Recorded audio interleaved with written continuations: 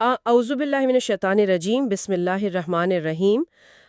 ذرا تصور کریں ایک بہت بڑے بحری جہاز کا جو رات کے بالکل گھپ اندھیرے میں سمندر کا سینہ چیرتا ہوا آگے بڑھ رہا ہے، اور ریڈار پر برفانی تودے کی وارننگ مسلسل چمک رہی ہے، لیکن جہاز کا عملہ اسے مکمل طور پر نظر انداز کر دیتا ہے۔ ہاں، اور یہ جہاز کی مثال واقعی بہت برمائل ہے۔ دیکھیں، جب ہم اس خاموشی کو دیکھتے ہیں نا، تو یہ واضح ہوتا ہے کہ یہ کوئی معمولی غلطی نہیں بلکہ ایک بہت بڑی تباہی کی شروعات ہوتی ہے۔ بالکل، اور آج ہم جن کلاسیکی کتابوں پر غور کر رہے ہیں، جن میں امام طبری کی تفسیر سے لے کر مولانا رومی کی شاعری اور صوفیہ کے اقوال شامل ہیں، وہ ہمیں سورۃ الطلاق کی آیات 8 سے 11 کی روشنی میں یہی بتاتے ہیں کہ جب تہذیبیں یا خود انسان کا دل یہ انتباہ سننا چھوڑ دیتے ہیں تو اصل میں کیا ہوتا ہے۔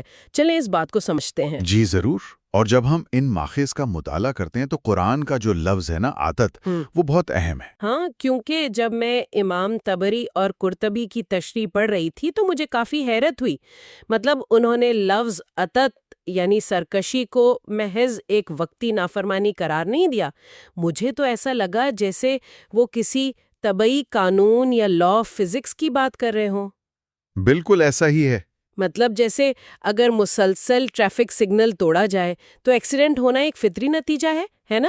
کیا یہ اخلاقی زوال بھی ایسے ہی کام کرتا ہے؟ 100% درست۔ اسے کوئی ایسی سزا نہیں کہا گیا جو اچانک مسلط کی جائے، بلکہ یہ ان کے اپنے اعمال کا قدرتی نتیجہ ہے۔ عطت اس مقام کو کہتے ہیں جہاں غرور اس حد تک بڑھ جائے کہ انسان سمجھنے لگے کہ اسے کسی اصلاح یا رہنمائی کی ضرورت ہی نہیں ہے۔ واہ، یعنی غرور کی انتہا ہو جاتی ہے۔ جی بالکل۔ اور جب کوئی معاشرہ اس نہج پر پہنچتا ہے تو وہ اندر سے کھوکھلا ہونا شروع ہو جاتا ہے۔ وہ دراصل اپنے ہی بوئے ہوئے بیجوں کا کڑوا پھل کاٹتے ہیں۔ رائٹ۔ تو اگر یہ باہر کی دنیا کا حال ہے تو یقینی طور پر انسان کی اندرونی دنیا یعنی اس کی روح کے لیے بھی یہی اصول لاگو ہوتا ہوگا۔ ہم سب کے اندر بھی تو ایک پورا شہر آباد ہے نا؟ جی بالکل، ایک پورا باطنی شہر۔ تو اگر ضمیر کی اس دھیمی سی آواز کو بار بار دبایا جائے تو اس اندرونی شہر کا کیا حال ہوگا؟ یہی وہ مقام ہے جہاں القشیری اور سہیل التستری جیسے صوفیاں ہماری رہنمائی کرتے ہیں۔ وہ سمجھاتے ہیں کہ روح کا ایک خالص ترین اور گہرا مرکز ہوتا ہے جسے لب کہا گیا ہے۔ لب؟ اچھا۔ جی، اور جب انسان مسلسل اپنی اندرونی آواز کو نظر انداز کرتا ہے تو اس لب پر دنیاوی شور اور نفسانی خواہشات کی تہیں چڑھنے لگتی ہیں۔ یہ کوئی اچانک ہونے والا عمل نہیں، بلکہ ایک سست اور خاموش زوال ہے جس کے بعد انسان اندر سے بالکل اندھا ہو جاتا ہے۔ یعنی باطنی سرکشی کا مطلب یہ ہے کہ ہم نے جان بوجھ کر اپنے اندر کے الارم سسٹم کو بند کر دیا ہے۔ بالکل۔ تو پھر سوال یہ پیدا ہوتا ہے کہ روح پر چڑھے اس زنگ کو اتارا کیسے جائے؟ دیکھیں، اس کے لیے صوفیانہ راستے میں تزکیہ یعنی اندرونی صفائی پر زور دیا جاتا ہے۔ اس عمل میں ادب اور اخلاص کی شرط اول ہے تاکہ دل نرم رہے اور حق کو قبول کرنے کے لیے ہمیشہ تیار رہے۔ رائٹ، کیونکہ اگر دل سخت ہو گیا تو وہ اصلاح کی ہر کھڑکی بند کر دیتا ہے۔ اور یہاں بات واقعی بہت دلچسپ ہو جاتی ہے۔ جی، کیسے بھلا؟ کیونکہ قرآن میں اندھیروں کے لیے جمع کا لفظ یعنی ظلمات استعمال ہوا ہے، جبکہ روشنی کو واحد یعنی نور کہا گیا ہے۔ روحانی زوال اور اندھیروں کے اس طرح جمع ہونے میں کیا تعلق ہے؟ یہ زبان اور نفسیات دونوں کا ایک کمال ہے۔ امام رازی ہمیں بتاتے ہیں کہ سچائی اور حق ہمیشہ ایک ہوتا ہے، اسی لیے نور واحد ہے، لیکن جو باطل ہے وہ انسان کو ہزاروں مختلف ٹکڑوں میں بانٹ دیتا ہے۔ مطلب یہ اندھیرے مایوسی، لالچ یا شدید تنہائی جیسی کئی شکلوں میں روح پر حملہ آور ہوتے ہیں۔ بالکل، اسی لیے یہ ظلمات ہیں۔ انسان مختلف وہموں میں الجھ کر رہ جاتا ہے اور اسے سمجھ نہیں آتا کہ وہ کدھر جائے۔ اور جب انسان ان ظلمات میں گھر جائے تو مولانا رومی کی وہ بات بڑی تسلی دیتی ہے کہ نور خود متلاشی کو ڈھونڈ لیتا ہے۔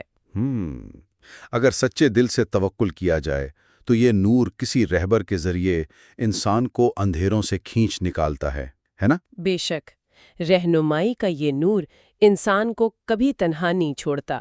یہ ہاتھ تھام کر ان ظلمات سے نکالتا ہے اور پھر ایک ابدی اور پرسکون ٹھکانے تک لے جاتا ہے جسے قرآن نے رزقاً حسنا کہا ہے۔ سبحان اللہ۔ جی، یہ محض مادی رزق نہیں ہے، بلکہ روح کی وہ مستقل اور خوبصورت جائے پناہ ہے جہاں سارے اندھیرے اور خوف چھٹ جاتے ہیں۔ کیا ہی خوبصورت تصور!